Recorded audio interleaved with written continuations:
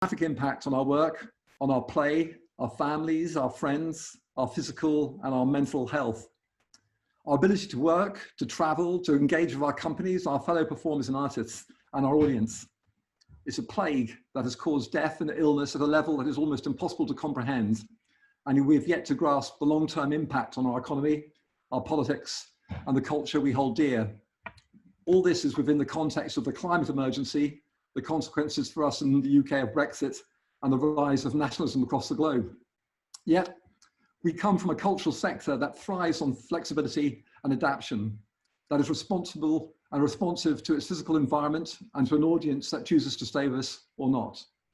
That works outside the established framework of fixed venues, and so is acutely aware of the health and safety of our performers and our audience.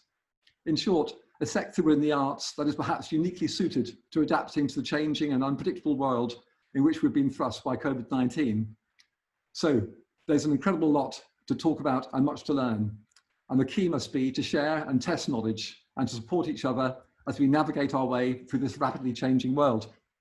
And today, we have festival directors and producers and programmers, artists, performers and funders from across the UK, from Europe and from Canada. Today, if you'd like to read more about the speakers, I put a link into the program notes where you can learn more about each speaker.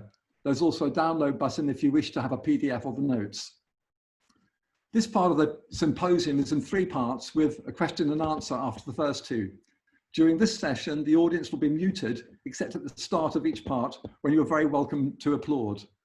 If you have any questions, please use the chat button on your screen and start your question with the name of the speaker you wish to address. We'll try to cover all the questions during the question and answer session, but if we can't get you, then please check which speaker which breakout group the speaker's gone to, and you can visit them there. So, to start, Nadia Queer has been involved with the In Situ Network since it was formed in 2002. As the leader of the In Situ Coordination and head of European and International Relations, she's uniquely placed to give an overview of how European partners are responding to COVID-19. Her presentation will be followed by Angus McKechnie of Outdoor Arts UK and Werner Schremp, director of La Strada Festival and founder member of In Situ, the fabulous Alan Richardson from Surge, and Wendy Cheng from the Steps Initiative Canada. So over to you, Nadia. Thank you, Neil. So I'll try to be not too long. I'll begin by giving a short overview of the situation amongst the partners and how the In Situ Network has dealt with it. And I would say that we have 3 key words to describe what happened. Uncertainty, adaptation, and creativity. Uncertainty because we had to endure and we will have to endure a certain level of uncertainty from now on. From the direct effects of the crisis, of course, we had cancellations of festivals, immediate ones. For example, the Norfolk and Norwich Festival or the Festival Vivacité in France, who were early in the season. But we also had to cancel some festivals that were happening later in the year, for example, end of August or beginning of September, like the Freedom Festival, for example. Because as you all know, it takes time to prepare a festival, but also specifically for art in public space, the question of pre-visits of artists coming from abroad for commissioning commissioned artworks was not possible anymore. We also had a lot of postponing and remodeling of the programs, but I'll come back on that later. What we observed actually is really a multiplicity of situations due to the difference of treatment by each government and the slowness of coordination between them. Also due to the difference of the timeline, as you saw, Italy was hit first and then other countries. And this exacerbated the fragilities for the artists directly. We saw a lot of procedures like the furlough or specific grants for artists or a specific budget dedicated to culture. But it was not everywhere in Europe. And this has increased the inequalities also between artists. And for the partners themselves, inside the network, we have a wide range of types of organizations. And so for those relying on private sources, when the festival is cancelled, these private sources are not there. Whereas for public finance organizations, they were in a way able to fulfill the contracts with the artists even when the events were cancelled. So we face a big variety of situations where sometimes the artists were paid 100%, sometimes 20%, sometimes postponed. Anyhow, we have to now learn how to live with this uncertainty, which is a bit more than just the question of whether we are used to in this sector. And as a consequence, we have now to embrace the principle of let's say, constant adaptation. I said that we have some festivals or seasons that were postponed. Many events are postponed during the autumn this year, but this is not easy even, because we don't know what rules are going to be implemented then. We know that the rules are going to be different from one country to the other. For example, when the crisis hit Czech Republic, the government decided to close the borders for 6 months at least, maybe more. So it means that our partner that has her event in October this year, she already knows that she will not be able to welcome international artists. Another example with Lieu Public in France, it's not a festival, it's a season, but all the events that were programmed between April and July, they had to be postponed in autumn, where we already had a programming. So sometimes it means also that it will cost more because it doubled the technical teams and so on. And even then, we don't know how we're going to be able to, or how we're going to have to welcome the audience. Do we wear masks? Do we have to keep the physical distancing yet? So all that is unknown. And but doing it after the first wave, it gives us also the time and the experience to organize it a bit better, and to even assume, even sometimes on a contractual basis, a potential cancellation if there is a second wave. The thing is, we might have to forecast a longer period of difficulties. We see that in Europe the situation seems to get better, but at the same time we have a partner in the United States, and they are planning on having a programming only in 2021, and maybe not even the beginning of the year. So basically what's happening is that most of the partners are working on plan A, B, C with several scenarios at the same time. And another point is that the decision process has to be quicker as well. For example, in Kosovo, they readapted their festival, and now they're facing a second wave, so they have to rechange again. Another point which is interesting in terms of adaptation is the annual discussions that the artists have with the partners in terms of how to implement or co-produce the next creation for the years to come. Do we have to include the physical distancing in these next creations for the years to come? This will have an impact on the longer term on the work of the artist, and it might lead to projects that might not fit the reality we will be in 1 year. But there is still hope, let's say, when we see how the artists and partners have fostered collective creativity. So after the first stupor and really the need to slow down and to process what happened, many ideas popped up. Coming from the artists first, so we had many artists adapting their projects, for example, from a site-specific game about the apocalypse that was transformed or is being transformed in a game over the phone.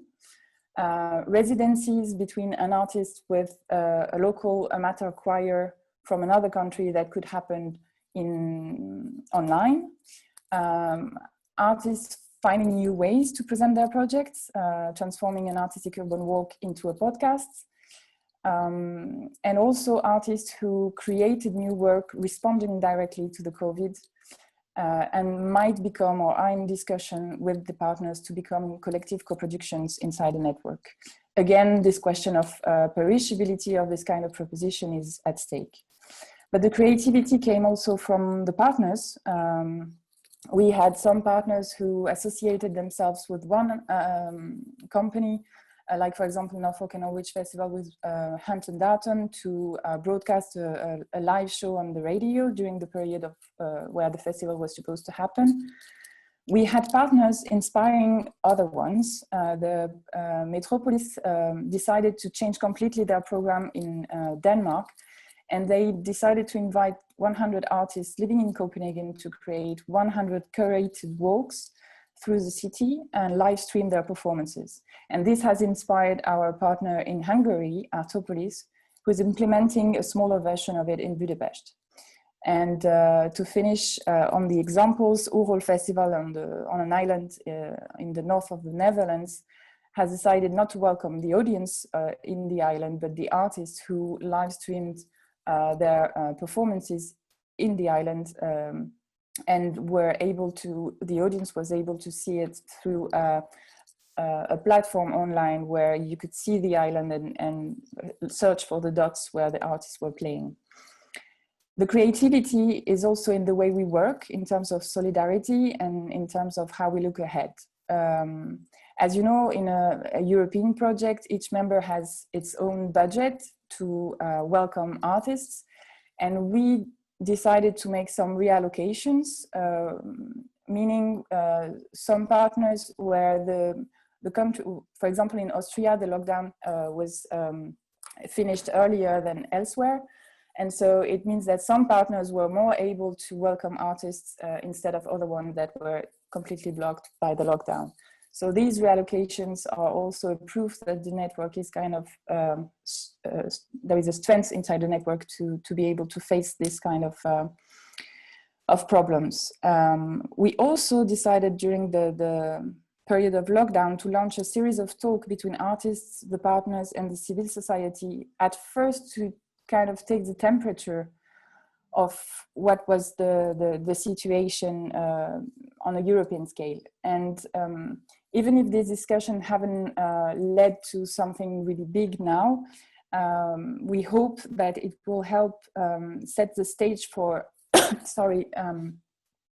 thoughtful exchanges between art and society, art and civil society, in the frame of our next program called Uncommon Spaces, and in brackets, that will be held between 2020 and 2024. Basically, that's it. I'm going to stop now. Thank you.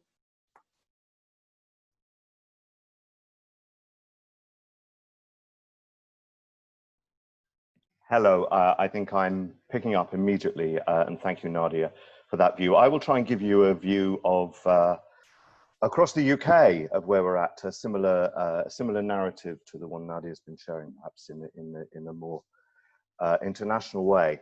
And then some examples. We've been hosting a series of events at Outdoor Arts UK, which have been a chance to look at some case studies of how this relates to breakout groups on adapting and on producing festivals in these challenging times. My focus is always on audiences, but of course we have to think so carefully about our artists. One of the main strengths of the outdoor arts sector is our ability to gather big crowds in public spaces. It is the antithesis of social distancing. And under normal circumstances, we are the ones there counting the numbers lining the streets as a parade passes through a major city centre. They're busily clicking as we watch a dance performance on a seafront, or visiting a fire installation on an urban hillside, or those taking part crucially in community events in a town square or an other location. Our intention is to attract attention and attract audiences. So our audiences, of course, are more reflective of the population than any other art form. We have the evidence for this. And being out on the streets, we would seriously be missing a trick were this not the case. But in mid-March, like everybody in the cultural ecology and everything across the world, those of us working in outdoor arts watched in dismay as the pandemic moved across our sector like a tsunami of destruction. Festival after festival started announcing cancellations. Funders reluctantly started withdrawing their investment. New work was immediately put on hold, and the very notion of amassing a crowd in a public space became a civic abomination. The timing was horribly cruel, coming at a point when inquiries and pencil bookings for artists were about to turn into contracts, but it became very quickly clear that a signed contract was not going to be particularly helpful in these circumstances. And we immediately, certainly here in the UK, saw the fragility of the outdoor arts sector. Along with everyone else, we nervously awaited news of government financial arrangements, and a tiny proportion of our community who are fortunate enough to be in jobs like myself were really empathetic towards the plight of the freelancer. That includes jugglers, directors, acrobats, pyrotechnicians, producers, production managers, festival programmers. Freelancers make up the backbone of our world, and they were absolutely left high and dry. And our employment, of course, is rigidly seasonal in the UK. The British weather, of course, sees to that. So alongside many causes for concern, there was this quiet sense of panic. And for those who rely on the international touring circuit to boost their income, Brexit was already there as a massive headache. So far sooner than we imagined, the borders started closing, Trump shut down the world as best he could, and future travel looked deeply uncertain for artists who sometimes play several countries in a single weekend. For those of us in England, specifically in the UK, the Arts Council's response was swift and robust. And there was even a very welcome Arts Council England benevolent fund to the outdoor arts sector, which, to my amazement and delight, came to £500,000 that our organisation was given the honour to distribute to the sector. So that was, of course, heartening and generous, and it provided some immediate relief, but the long-term implications were still there.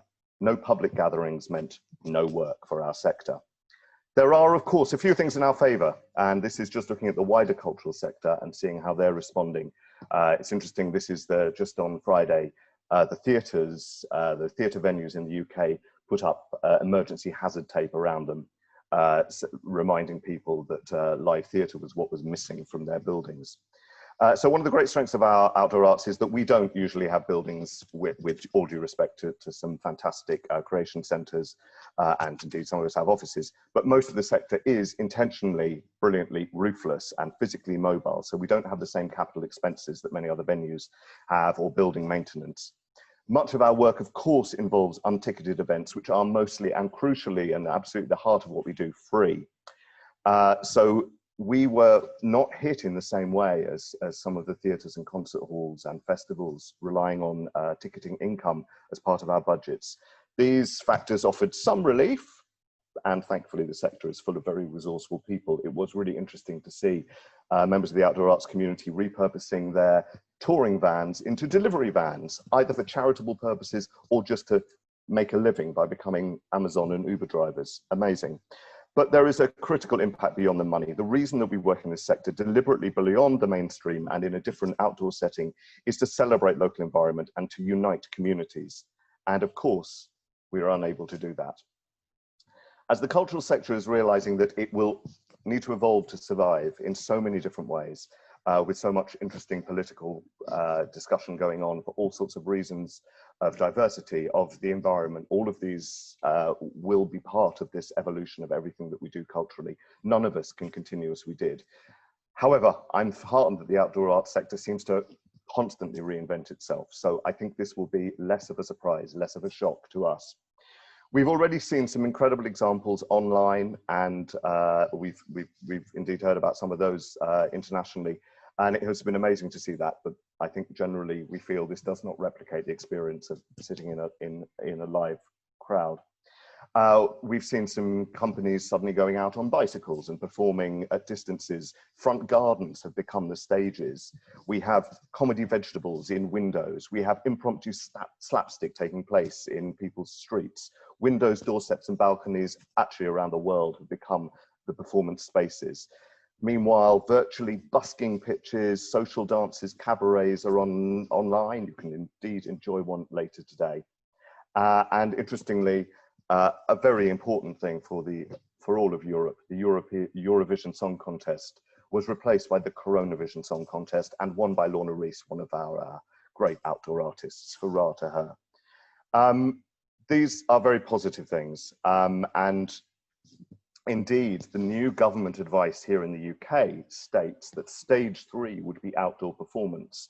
It's quite interesting looking at what that means to many venues, to many audiences. That means simply seeing what they're used to seeing inside in an outdoor environment. So this is a real carpe diem moment for us to celebrate what we do, to perhaps work with those indoor venues for all sorts of the right reasons, to show them, to explain to them, to help them to come outdoors and to show what our artists have been doing and doing for years. I do quite like the irony that some people have been saying, well, I'd find it very odd watching Shakespeare outdoors. Well, it was written for a roofless theatre. Oh, Greek tragedy. Well, it was written for an amphitheatre. Medieval mystery plays were written to be performed on the back of trucks. This is a reset, not a reinvention in many, many ways. We, of course, will have to adapt the physical nature of what we do. The financial implications are huge and terrifying, but culture, connection, and community are things we all need more and more over the coming months and years. And when the time comes for us to go outdoors, if we ever get a timetable from our government, we, I hope, will be ready. I'm just going to share a few very, very brief examples of some of the companies and some of the artists who have, and festivals who've shared with us in our weekly meetings about how they are moving. Really interestingly, the Festival of Thrift is a festival that celebrates recycling, and it is indeed upcycling itself for an online and non-online version. So there will be some live element for it. And the big word that came out of that was moving to a state of hyper-local. So where we perhaps look at scale and look at size normally, it will be really interesting to see what Stella Hall, who programs that, is moving to a much smaller local community for that. The Greenwich and Docklands International Festival, again, really important international festival for the UK. Fingers crossed we'll have the opportunity to have a little bit of international work there. But again, it is moving from perhaps some of its large scale work to a much more local presentation, indeed a strand called On Your Doorstep. So moving much more towards a smaller local community opportunity. Here's an interesting one. This is Leonardsley Illuminated, which is a paid-for, ticketed garden festival that takes place in winters. It's a light festival. It's an illumination festival. It's already presenting a very strategic, very considered, socially distanced, hyper-safe version of its festival. Moving along paths with lights to time you could be very, very useful. So we're looking at these examples, celebrating these examples as possible ways out. And my thanks to all of them for sharing with us. Then looking very briefly, I've got a minute. Some of the companies, this is Mark Productions, a walkabout company that also does some static shows, but really interesting that they're looking at some of their walkabout work that actually, through the very nature of what it does, encourages people to move away because it's quite frightening. So perhaps walkabout is an interesting way to make people social distance in a public space. Here's an interesting company, which is Highly Sprung Performance Company. Amazingly, they've moved a lot of their work with young people that they do all online and found ways to engage those young people online. But look, here's a show on a piece of aerial equipment with a mask on, operated by other people with masks on. In fact, it could have been designed for COVID. That's amazing. And then our third example, this is the massive, great Cirque Bijou. Look at that, a big show, a big public show on a tightrope, really high. There's something we have to our advantage. We can be seen at a distance.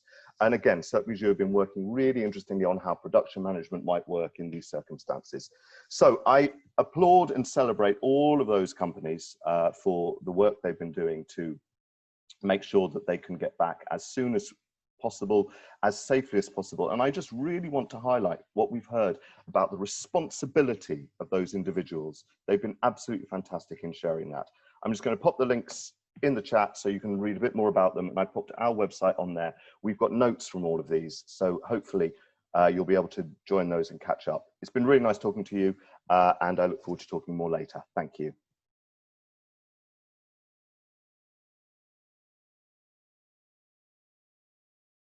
Hello, my name is Werner Schrempf. I'm from Graz in Austria, and I'm one of the in situ partners since the beginning. And for us in Austria, it was the same in the almost same moment, and for all of us, of you as well.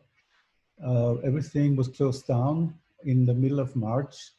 A big fog came into our world, and we had first, we had to stop everything. We had to send our employees to home offices, and we didn't really know how to go on. But then there was this very early moment when we thought, okay, we cannot stop our work. We have to stay in contact with the artists. We have to work with them. And there were 30 projects already planned for our festival, which usually happens in the middle of the summer, in end of July to the beginning of August.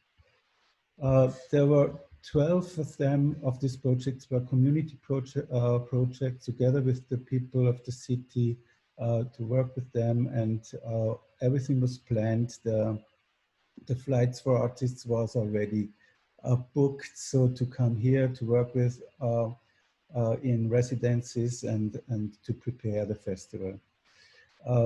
12 of the projects, as I said, were community projects, and so everything was upside down in this moment. But then we started to call, to take contact with artists, and then we had this idea, and it helped us very much. I show you one image in the background. Here you see an installation which takes place in the middle of Graz. It's the work of Joanne Layton. It's the Graz Vigil, and every morning and every evening in the day, one citizen takes place there, shows presence, and is present to the other people. This is a beautiful project, and it started on the 1st of January, and it will last the whole year. 732 people will join, and this project never really stopped. For the really hard lockdown, we said, okay, we cannot do that as well because it's not possible to do it. And so we asked the people to stay at home, do it from their terraces, from their windows. And it was a real strong answers from the citizens, because they really stayed in the program, they stayed with us. And so I always say it's kind of, it was like an anchor for us. And what we did next, we said, okay, we will change our way of being present as a festival in the city as well, because, and then we opened the whole festival period for the whole year. And now what we have now is a festival, we call it a festival in 4 movements, like a symphony. So we have this one project on the mountain is the first movement. Then there is the second movement, and this one will take place in the middle of the summer already. So it's in the original time of La Strada 2020. But what we do then is we are going to have a situation with artists where the people don't come to the art, so they are not invited to gather in the city center, or the artists will go there and they will pop up, and we have a beautiful program. I show you just some images of it. I hope I can share this with you in a second. Can you see that? No.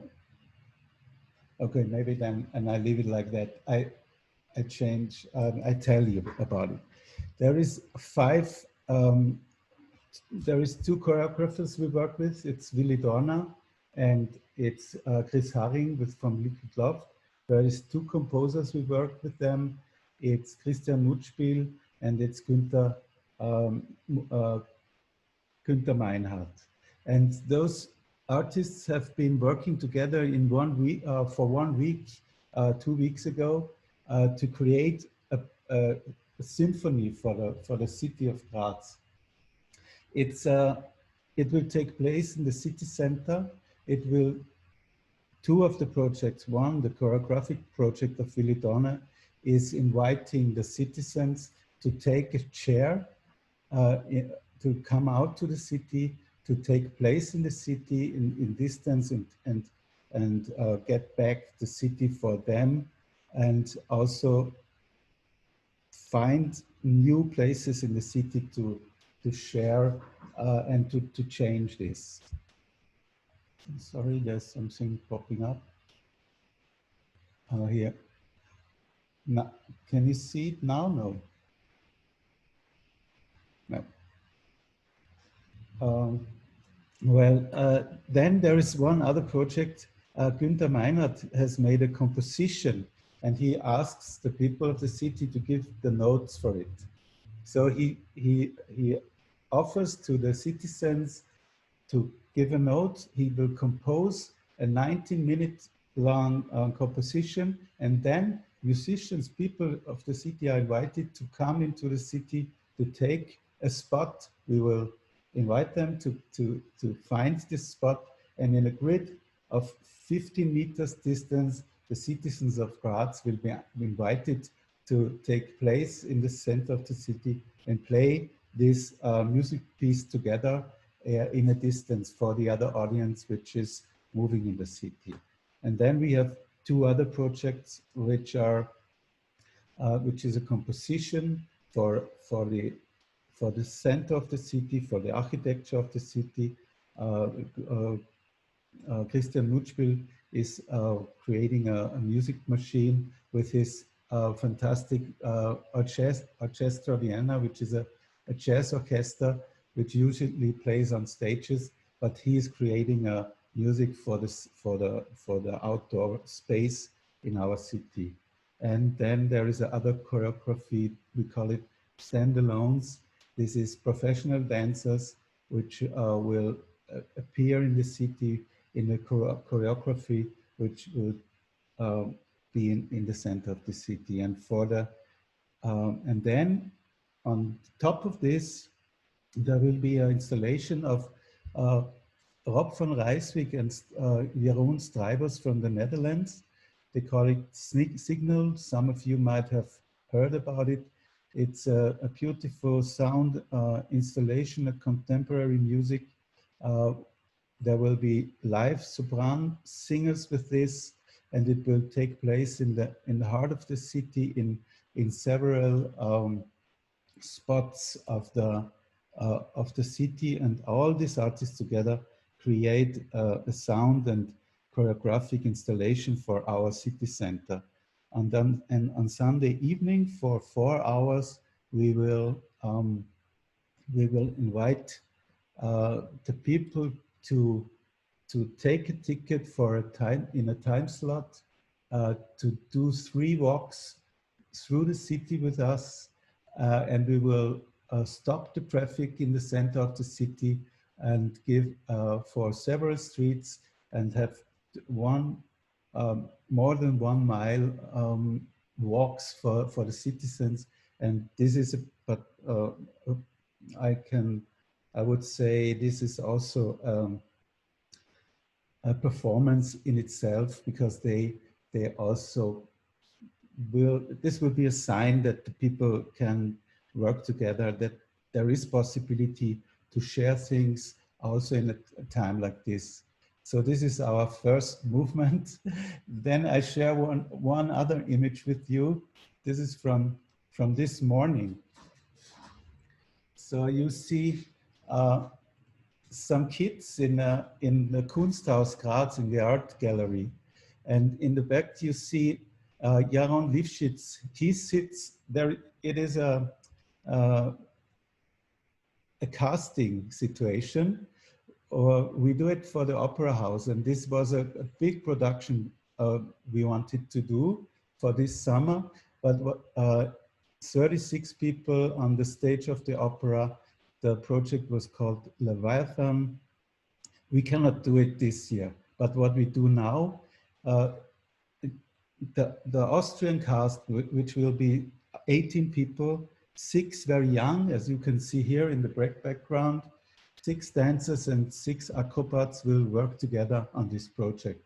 And for this year, we already do the casting. We invite these young people to the stage of the Opera House, and there will be a performance for 4 days where they already can show their skills in a beautiful idea of Jaron Lifshitz, that he invites them already to be present, and we will work with them for a whole year. And then in the next year, we will present this work.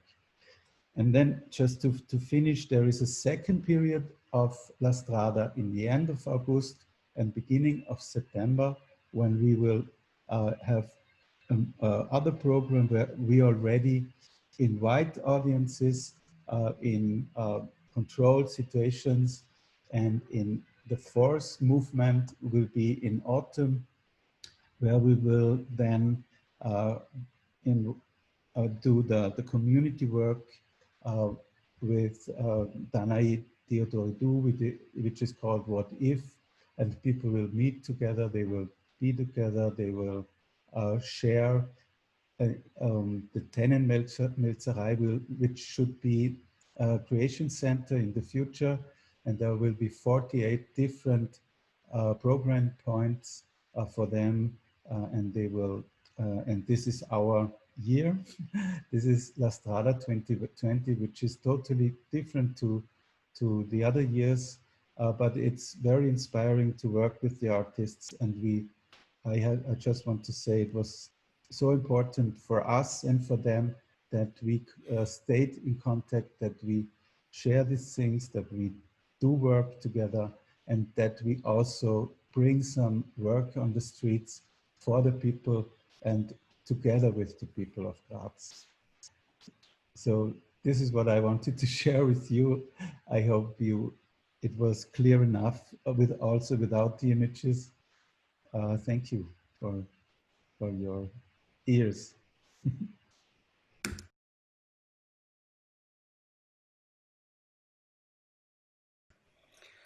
Thank you, Werner. Most interesting. My name's Alan Richardson. I'm the director of Surge. Surge, for those of you who don't know, is an organisation that helps develop artists in outdoor arts, physical theatre and circus across Scotland. We also run a festival, which I assume you know because you're at it. Anyway, so in 2018, we set up as part of Surge a thing called TechBox, which is looking at the integration of digital arts and performance. And we've done, over the couple of years, we've done a few experiments. We did some augmented reality graffiti workshops, putting things on buildings you're not allowed to draw on, etc., etc. And we've done various things. I'm only mentioning that as a precursor, so that when lockdown happened, we'd already been working on how the digital arts and performance integrate. So we kind of immediately went, and in quite a rushed manner, went online. And when you go online, you have to make a sort of decision immediately, whether you go for live or sort of pre-recorded stuff that you leave up on the internet forever. And we chose to concentrate almost entirely on live, which you'll see later on today, hopefully. So we were using mostly Zoom and Mozilla Hubs, which is a fairly new thing run by Mozilla, who run Firefox, because they're either cheap or free. We're always looking to use free software. So through Zoom, we have done 8 days after lockdown, we did our first online cabaret, and we've done them weekly for 13 weeks. We've looked at different art forms. We've done circus, comedy, cabaret, obviously, some puppetry, music, which is not so easy, it has to be said, on Zoom. And we found all sorts of things around that as we went along. For example, the attention span is considerably lower, and because you can see the audience individually, you can see when they, at the point at which they lose interest and disappear off to make a cup of tea. But they've been relatively successful, and the audiences keep coming back, so I think that's quite a good sign, although obviously everyone's very bored in their own house. And then Mozilla Hubs, we did a pub quiz, which was chaos, but it was just to experiment with it.